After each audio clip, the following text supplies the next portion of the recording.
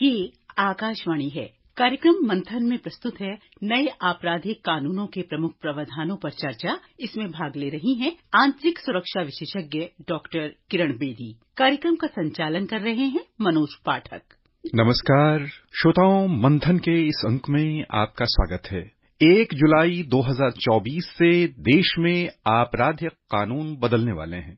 ये कानून क्या हैं, क्या परिवर्तन हुआ है और इससे क्या लाभ हम आप सभी नागरिकों को मिलने वाला है। आपराधिक कानून में जो परिवर्तन हुए हैं वह किस प्रकार के हैं, इनकी आवश्यकता क्या थी और बहुत सारे प्रश्न जो आपके मन में भी उठेंगे, हमारे मन में भी कुलबुला रहे हैं। और इन पर चर्चा के लिए हमने आज आमंत्रित किया है आंतरिक सुरक्षा विशेषज्ञ और देश की जानी मानी महिला, साथ ही अंतर्राष्ट्रीय ख्याति प्राप्त डॉक्टर किरण बेदी जी को। मैम नमस्कार, कार्यक्रम में आपका स्वागत है। नमस्कार जी, नमस्कार। सबसे पहले मैम यही समझना चाहेंगे कि जो प्रमुख नए कानून हैं वह क्या हैं और इन्हें लाने की आवश्यकता क्यों पड़ी है। 3 नए क्रिमिनल एक्ट्स लाए गए हैं जिनका नाम है भारतीय न्याय संहिता, भारतीय नागरिक सुरक्षा संहिता और तीसरा है भारतीय साक्ष्य अधिनियम। ये है जो भारतीय न्याय संहिता है, इसने रिप्लेस किया इंडियन पीनल कोड, जो हम लोग सारे जिन्हें आईपीसी बोलते थे उसको बीएनएस कह रहे हैं, भारतीय न्याय संहिता। सिमिलरली ये क्रिमिनल प्रोसीजर कोड को रिप्लेस कर दिया है बीएनएस से, भारतीय नागरिक सुरक्षा संहिता। और तीसरा जो एविडेंस एक्ट जो कहते थे, सबूत देने को कोर्ट में, उस एक्ट को भारतीय साक्ष्य अधिनियम को रिप्लेस किया। तो 3 ये कानून 100 साल से भी पुराना, जब आप सेक्शंस ऑफ लॉ पढ़े, उनके कॉन्स्टिट्यूएंट असेंबली, उनकी क्वीन, उनके सॉवरन, ये सब जिक्र है और बड़े यूजलेस लैंग्वेजेस भी हैं, लेकिन अभी तक ये हमारे इस कानून में जारी रहे कि पिछले 100 साल से हम लोग इनमें छोटे छोटे कई प्रोविजंस में संशोधन करते रहे, उसको ऐड ए डी करते रहे, लेकिन होलिस्टिकली संशोधन नहीं हुए तीनों में। और जबकि क्राइम व्यवस्था में कितना ज्यादा फेरबदल आया, आपने देखा है।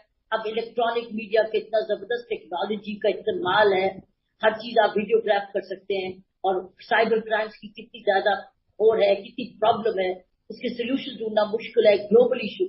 हमारे कई अपराधी देश छोड़ के बाहर जा रहे हैं, उसकी कोई प्रावधान नहीं थी क्योंकि ये ब्रिटिश मेड लॉ था, उसमें ये इश्यूज नहीं थे। तब तो टेक्नोलॉजी भी नहीं थी, साथ में उनके पास ये वो चुनौतियां नहीं थी, टेररिज्म की चुनौती उनके पास नहीं थी। उनके पास एक ही चुनौती थी कि हिंदुस्तानी को कैसे दंडित करें। तो ये सादा पीनल कोड थे, इसीलिए कॉल्ड पीनल कोड।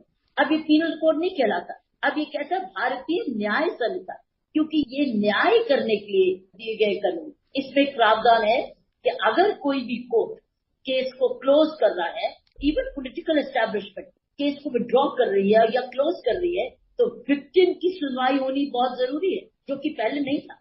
सिमिलरली महिलाओं में आपने देखा है कितनी प्रॉब्लम होती थी। आजकल शादी का फैसला किया कि हाँ शादी कर लूंगा, तो इकट्ठे रहने लग गए। एम्प्लॉयर ने कहा मैं तुझे प्रमोशन दे दूंगा, तो इकट्ठे रहने लग गए। चाहे वो शादीशुदा थी, उसके साथ गलत व्यवहार करने लग गए, और उसको ये भी कहा कि शादी कर लूंगा, लेकिन उसके साथ शादी नहीं की। ये सारे अब दंड हैं। टेररिज्म का कितना जबरदस्त प्रभाव है। टेररिज्म का कहाँ था ये पहले टेरर नहीं था, पहले तो ये था ब्रिटिश द्रोही हो गया, उसको लटका दो।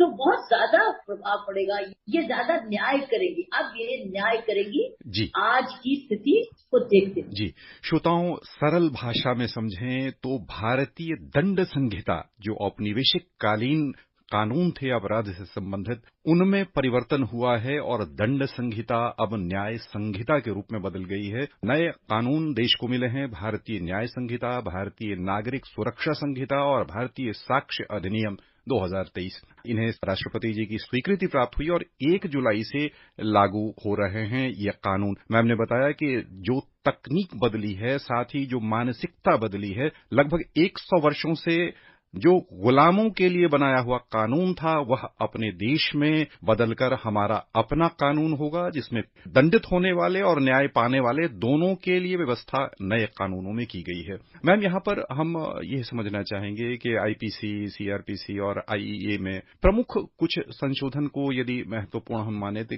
क्या हम महत्वपूर्ण समझ सकते हैं और किस रूप में ये बदलाव लाएंगे। जो एडिशनल पनिशमेंट ऐड की गई है, जो कि पहले नहीं थी, बाद सेक्शन 4 इसमें आया है इसके कानून में कि कौन कौन सी पनिशमेंट होनी चाहिए। उसमें हमको सबको पता था कि डेथ पेनल्टी होनी है, इम्प्रिजनमेंट फॉर लाइफ भी होनी है, लेकिन दो चीजें ऐड हुई। वो है एक तो फॉरफीचर ऑफ प्रॉपर्टी, कि आपकी जो क्राइम प्रॉपर्टी है वो आपकी कॉन्फिस्केट की जा सकती है। सेकेंडली उसमें कम्युनिटी सर्विस भी है। अगर कोई ऐसा अपराध हुआ है जहां आपको जेल जाने के बदले आपको सेवा में डाल दिया जाए कि जाओ जाके ये सेवा करो इतनी देर, जो भी मैजिस्ट्रेट समझते हैं, तो कम्युनिटी सर्विस का ये है रिफॉर्म।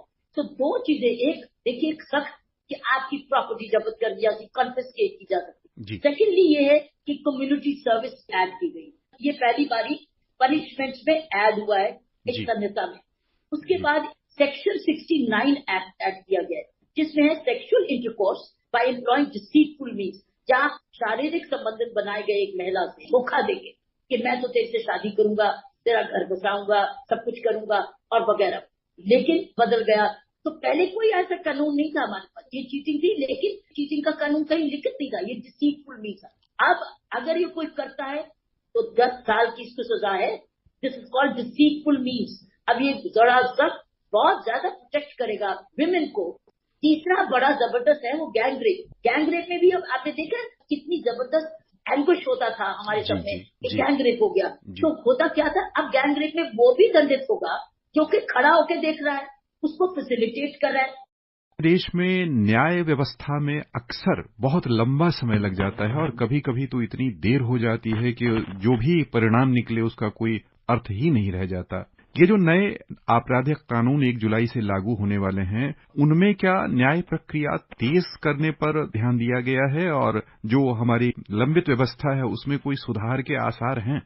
हाँ, एक इसको कहा गया है जस्टिस ऑन टाइम। इसके बारे में भी कुछ चीजें बिंदु बनाए गए हैं और लागू करने के लिए क्षमता की गई है। Number 1, 35 sections of the law में टाइमलाइन रखी गई है कि इतने सेक्शंस ऑफ लॉ में, इतने अपराधों में इतने समय तक फैसला होना ही होगा।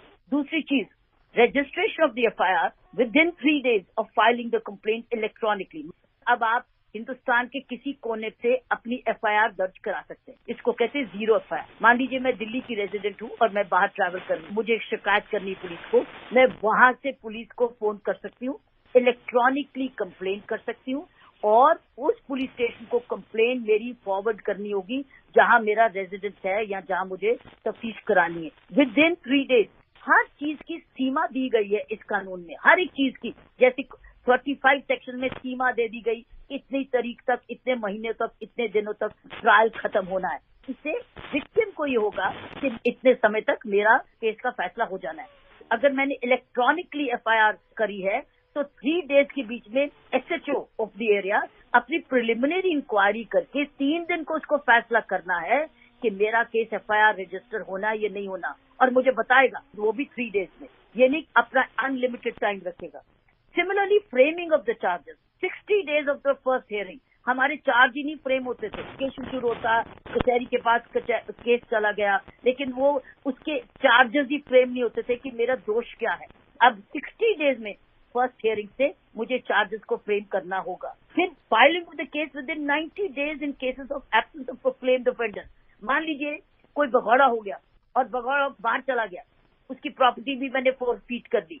एब्सेंस ऑफ प्रोक्लेम्ड ऑफेंडर, मेरा केस 90 days में फाइल हो जाना चाहिए भगौड़े का, तो वो भी सीमित समय हो। Judgement within 45 days conclusion of hearing. Criminal case के कई बार जजमेंट रिजर्व रह जाती है हमारे इस बीएनएस में और बीएसएस में। 45 दिनों में मेरी अगर केस की हियरिंग खत्म हो गई तो अदालत को 45 days में अपना कंक्लूजन देना होगा, जजमेंट को देना होगा। नहीं तो कह देते जजमेंट रिजर्व, और पता ही नहीं चलता जजमेंट कब तक रिजर्व। और उसमें पहले कानून में लिखा हुआ था जितनी जल्दी हो सके, लेकिन कोई टाइम सीमित नहीं थी और किसी का साल भी लग जाता था। अब ये 45 days में उनको जजमेंट देनी होगी। तो कई चीजों में जस्टिस ऑन टाइम के लिए प्रावधान बड़े अच्छे रखे गए। पुराना जो औपनिवेशिक सरकार थी, अब जो हमारी प्राथमिकताएं हैं, यदि हम बिंदुवार लिखना चाहें, नोट करना चाहें, तो प्रमुख प्राथमिकताएं हमारी क्या हैं? नंबर 1 तो पहले बहुत ज्यादा यूज ऑफ टेक्नोलॉजी हो गई। कोई घर की सर्च होनी है, कोई गिरफ्तारी होनी है, कोई स्टेटमेंट रिकॉर्ड होनी है, पहले तो कागजी कार्रवाई होता था, उसको बदला जाता था और कागज कई बार गुम हो जाता था। अब तो ऐसी बात नहीं है, अब तो सारी इलेक्ट्रॉनिक है। अगर आपने मेरी स्टेटमेंट लेनी है तो वो इलेक्ट्रॉनिक होगी।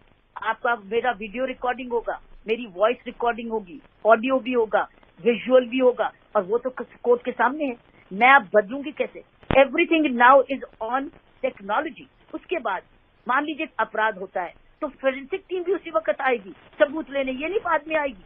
जो सबूत उस वक्त आने चाहिए उसी वक्त आएगी। तो हर चीज इलेक्ट्रॉनिक हो जा रही है। जो भी आप वीडियोग्राफिंग कर रहे हैं, ऑडियोग्राफिंग कर रहे हैं, ये सबूत है कचहरी के सामने। दैट मीन्स आपने ये नहीं कहा, मैंने तो ये नहीं कहा था, या ये नहीं हुआ था, ये तो पुलिस ने करा, ये कोई और कोई चोरी कर गया, या कोई झूठ बोला गया। ये सारी चीजें वीडियोग्राफ होगी। आप अपने आप फिल्म देख पाएंगे कि क्या हुआ था। आप भी नहीं बदल पाएंगे तो अक्यूज भी नहीं बदल पाएगा। इसी को कहते न्याय। न्याय हर एक के लिए, न्याय जो पीड़ित है और न्याय उसके लिए जिसने गलती की, उसको भी न्याय, ताकि उसका भी गलत स्टेटमेंट ना लिया जाए। तो इट इज नाउ जो हुआ वो कैच करे जाएगा कैमरा में, और वो टेक्नोलॉजी। तो नंबर 1 बड़ा जबरदस्त वीडियोग्राफ। फिर आप विटनेस नहीं कर सकते, दूर से कचहरी में नहीं जा सकते, आप वीडियोग्राफी से अपना सबूत दे सकते हैं, आप अपने बयान दे सकते हैं। आपको इतनी दूर ट्रेन से आने की जरूरत नहीं है। आप रिक्वेस्ट कर सकते हैं कि मेरा आप वीडियोग्राफी से ले लीजिए। तो अब टेक्नोलॉजी का पूरा इस्तेमाल किया जाएगा। रिकॉर्ड्स भी सारे टेक्नोलॉजी में है, कागज चेंज नहीं हो सकता है, वो सारा टाइम रिकॉर्डिंग का भी हो गया। तो हेरा फेरियां जो होती थी, शिकायत लगती थी, विश्वास नहीं होता था कि सच है झूठ है, अब जो है वो कैमरे पे कैप्चर है, और वो कैमरे का डॉक्यूमेंट वो सबूत है आपके लिए, फेवर में भी हो चाहे अगेंस्ट हो। ना आप झूठ बोल सकते हैं, ना एक्यूज झूठ बोल सकते हैं। बल्कि कि बोलेंगे बाद में अगर बोलना चाहते हैं, लेकिन आपका कैमरा झूठ नहीं बोलेगा। जी, यानी पारदर्शिता बढ़ जाएगी तकनीक के इस्तेमाल से, और इसका लाभ प्रत्येक पक्ष को होगा। श्रोताओं, हम यह स्वीकार कर सकते हैं। अभी मैम, अब हमारे पास अंतिम सवाल, एक आम नागरिक के रूप में नए कानून को लेकर हमारा क्या दायित्व होना चाहिए, और यह कानून जमीनी स्तर पर उतरकर लाभ पहुंचा सके, उसके लिए क्या संदेश देना चाहेंगी आप? पहले तो इस कानून के बारे में ज्यादा से ज्यादा जानने की कोशिश करो कि आपके हक क्या है। और अब कोई भी गिरफ्तारी सीनियर लेवल पर आ गई, अगर आपकी सुनवाई नहीं हो रही, इस कानून में लिखा हुआ है कि आप अपने एरिया के सुपरिटेंडेंट पुलिस के पास जा सकते हैं, वो आपकी सुनवाई करेगा। पहले आप हमेशा मैजिस्ट्रेट के पास भागते थे, अब आप सुपरिटेंडेंट के पास चलाइए। वो ऑफिसर, उसकी ड्यूटी इस कानून में लगा दी गई है आपकी सुनवाई करने की। इसलिए आपको जानकारी है कि मुझे कोई तंग कर रहा है या मेरे साथ अन्याय हो रहा है, अपने एरिया का सुपरिटेंडेंट पुलिस को जानो, समझो कहाँ बैठता है और वहाँ या बैठती है, क्योंकि आजकल और विमेन पुलिस का बोर्ड बहुत जबरदस्त रोल है। कोई भी विमेन का अपराध विमेन की प्रेजेंस के बिना नहीं हो सकता। ना कंप्लेंट लिखी जा सकती है, ना सर्च हो सकती है। अब विमेन पुलिस का रोल बहुत अहम हो गया है हर चीज में। तो विमेन के लिए, चिल्ड्रन प्रोटेक्शन के लिए और आपके लिए, आप अपने सीनियर ऑफिसर के पास जाइए और अपनी बात कहिए। बाकी चीजें उसकी भी ड्यूटी बन गई है, जो नए कानून में प्रावधान आए हैं उनको आगे लेके जाए। कानून की व्यवस्था भी, फास्टर ट्रायल भी हो रहा है, पारदर्शिता भी हो रही है, तो सीनियर ऑफिसर्स की जिम्मेवारी भी ज्यादा फिक्स हो रही है, कोर्ट्स की भी जिम्मेवारी बन रही है कि उसको ट्रायल में ज्यादा लाए, और कोर्ट्स भी आएगा कि अपने एविडेंस देखे जो टेक्नोलॉजिकल एविडेंस है। तो मैं समझती हूँ टेक्नोलॉजी का पूरा इस्तेमाल, उससे स्पीड भी होगी, भीड़ भी होगी। छोटे क्राइम के लिए कम्युनिटी सर्विस भी हो सकती है। अगर छोटा क्राइम किया तो कचहरी जरूरी नहीं आपको जेल भेजे, आपको सेवा के लिए कोई ना कोई काम दे सकती है कि जाओ समाज की ये सेवा करो इतने दिनों के लिए। तो ऐसा भी हो सकता है। श्रोताओं, उम्मीद है कि आपको बहुत सारी ऐसी जानकारियां मिली होंगी जिनका लाभ हमें और आपको उठाना चाहिए। मैम ने बहुत अच्छे से बताया है कि हमें अपने अधिकारों के बारे में जानकारी लेनी चाहिए, और श्रोताओं की ओर से मैम आपने बहुत ही उपयोगी और सार्थक जानकारियां दी हैं। आपका बहुत बहुत धन्यवाद। धन्यवाद।